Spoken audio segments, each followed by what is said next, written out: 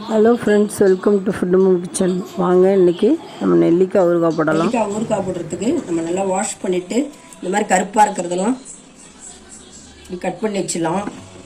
இட்லி பானையில் வச்சு வேக வச்சு ஆவியில் வேக வச்சு தாளித்து விட்டுடலாம். எல்லாம் நல்லாயிருக்கு. மேக்ஸிமம் இது கருப்பாக இருந்ததுன்னா மேலே அப்படி கட் பண்ணி எடுத்துக்கலாம். நம்ம இட்லி பானையில் வேக வச்சிடலாமா? இப்போ நெல்லிக்காயெல்லாம் அது மாதிரி தண்ணி இல்லாமல் நல்லா வேக வச்சு எடுத்துக்கலாம். நெல்லிக்காய் உடைச்சா உடையணும், அது மாதிரி உடையிறது வரைக்கும் வேக வச்சுட்டு அது உள்ளே இருக்கிற விதையெல்லாம் எடுத்துடலாம். நம்ம பாருங்கள், நெல்லிக்காவை வேக வச்சிடலாம்.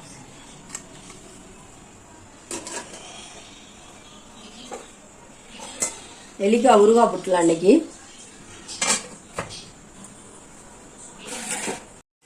கடுகும் வெந்தயம் போட்டு நல்லா வறுத்து எடுத்துக்கலாம். ரொம்ப கசப்பேறிடக்கூடாது, கொஞ்சம் வறுத்து நல்லா படப்படான்னு பொரியுது பாருங்கள். நல்லா கலர் சேஞ்ச் ஆகிடாமல் நம்ம வறுத்து எடுத்துக்கலாம். கடுகும் பொரியணும், வெந்தயமும் கொஞ்சம் வறுபடணும், அப்போ தான் கசப்பு இல்லாமல் இருக்கும். இதை பவுடர் பண்ணி வச்சுக்கலாம். நம்ம முதல்ல இதில் பெருங்காயமும் நம்ம ஆட் பண்ணிக்கணும். பவுட்ரு பெருங்காயம் இருக்கிறதால அதை ஆட் பண்ணிக்கலாம் அப்புறமா கடைசியாக. ஓரளவுக்கு பொரிஞ்சிடுச்சு, ஆற விட்டுட்டு பவுட்ரு பண்ணி வச்சிடலாம். நம்ம இதில் பார்த்திங்கன்னா இப்போ நம்ம 2 ஸ்பூன் கல்லுப்பு போட்டு வச்சுக்கலாம்.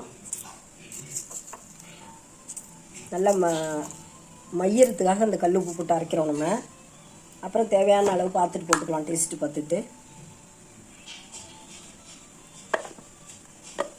பவுட்ரு நல்லா நுணுக்கிட்டோம் பாருங்கள், வந்துடுச்சு. நல்லா நம்ம எடுத்துவோம். ஃபேன் காற்றுல ஆறட்டும். எல்லாம் வெடிச்சிருக்கு பாருங்கள், வெந்து போச்சுன்னு அர்த்தம். அப்படின்னா நெல்லிக்காயெல்லாம் எடுத்து வச்சிட்டோம். ஃபேன் காற்றுல நல்லா ஆறட்டுங்க. ஆறினோன்னு நம்ம இது மாதிரி எடுத்தோம்னா பாருங்கள் வெந்து போச்சு, நல்லா வெந்துடுச்சு. இந்த கொட்டையெல்லாம் அப்படி தனியாக எடுத்துகிட்டு எல்லாத்தையும் அதே மாதிரி எடுத்து வச்சுக்கணும். நம்ம கொட்டையெல்லாம் அது மாதிரி போட்டுருவோம். கொட்டையெல்லாம் கீழே போட்டுட்டு இப்படி பண்ணாலே வந்துடும். இப்படி எல்லா காயும் அதே மாதிரி எடுத்து வச்சுட்டு பார்க்கலாம். இப்போ நெல்லிக்காய் ஊறுகாய்க்கு எல்லாம் வேக வச்சு நம்ம நல்லா அந்த கொட்டையெல்லாம் எடுத்து போட்டு இதழாக பிரித்து வச்சாச்சு.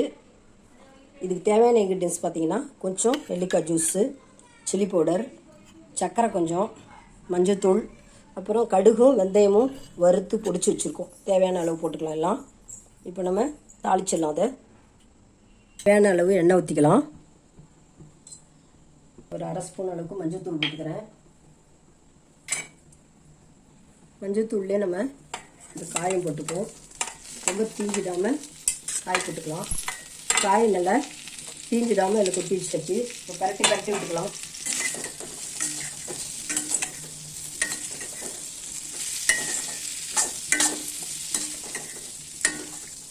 நெல்லிக்காய் கரட்டி விட்டுட்டு இதில் வந்து தேவையான அளவு காரம் தேவையான அளவு நம்ம போட்டுக்கலாம்.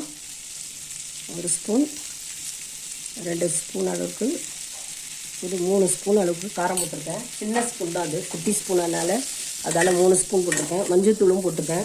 1/2 ஸ்பூன் மஞ்சத்தூள் போட்டிருக்கேன். ஒரு 3 குட்டி ஸ்பூன் வந்து காரம் போட்டிருக்கோம். இதில் வந்து பார்த்திங்கன்னா நம்ம பொடி அரைச்சி வச்சுருக்கோம் பாருங்கள். வெந்தயம் கடுகு எல்லாம் வறுத்து, எப்பயுமே ஊறுகாய்க்கெல்லாம் வந்து வெந்தயமும் கடுகும் வறுத்து நுணுக்கி வச்சுக்கிறது தான் மெயின். அது இந்த குட்டி ஸ்பூனால் ஒரு 2 ஸ்பூன் போட்டுக்கலாம்.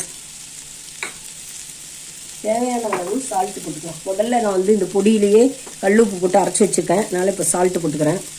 தேவையான அளவு சால்ட்டு போட்டுப்போம். அதுலேயே உப்பு இருக்குது, உப்பு பார்த்து பத்தலைன்னா போட்டுக்கலாம். 1 ஸ்பூன் அளவு உப்பு போட்டிருக்கேன்.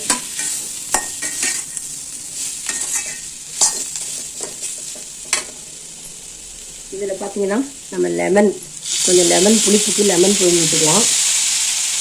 சர்க்கரை சின்ன ஸ்பூனுன்றதால 2 நாட்டு சர்க்கரை போட்டிருக்கேன். வெல்லம் போட்டுக்கலாம், இல்லை நாட்டு சர்க்கரை போட்டுக்கலாம். முக்கியமாக பெருங்காயம் போடணும். 1/2 ஸ்பூன் அளவுக்கு பெருங்காயம் போட்டுக்கிறோம். தூள் பெருங்காயம் 1/2 ஸ்பூன் அளவுக்கு தூள் பெருங்காயம் போட்டுக்கலாம். இது நல்லா பரட்டி இறக்க வேண்டியதாங்க. உப்பு காரம் பார்த்துட்டு நம்ம காரம் பத்தலைனா காரம் போட்டுக்கலாம், உப்பு பத்தலைனா உப்பு போட்டுக்கலாம், விட்டுக்கலாம். இப்போ கொஞ்சம் எண்ணெய் ஊற்றிக்கலாம் இல்லை நம்ம.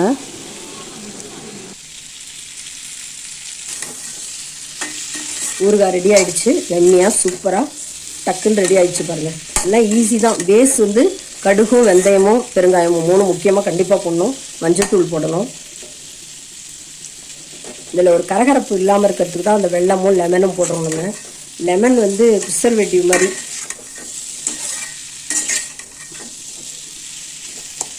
ஸ்லோ ஃபயர்லேயே வச்சோம்னா தீயாமல் இருக்கும், கலர் மாறாமல் சேஞ்ச் ஆகாமல். உப்பு காரம் பார்த்துட்டு வத்தலைன்னா போட்டுக்கலாம். இந்த வீடியோ பிடிச்சதுன்னா லைக் பண்ணுங்கள், கமெண்ட் பண்ணுங்கள், ஷேர் பண்ணுங்கள், மறக்காமல் சப்ஸ்கிரைப் பண்ணுங்கள். Thanks for வாட்சிங்க. நம்ம நெக்ஸ்ட் வீடியோவில் பார்க்கலாம்.